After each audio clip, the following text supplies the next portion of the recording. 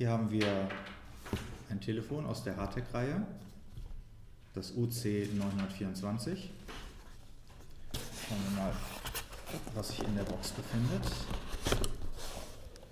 So, zuerst die Bedienungsanleitung mit allen wichtigen Informationen, dann das Hauptbedienteil,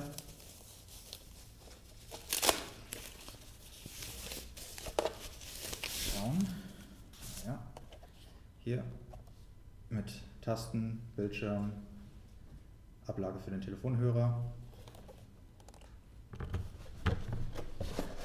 weiterhin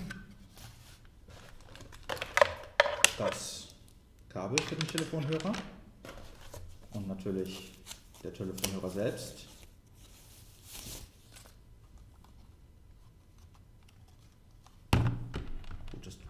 Gutes Teil.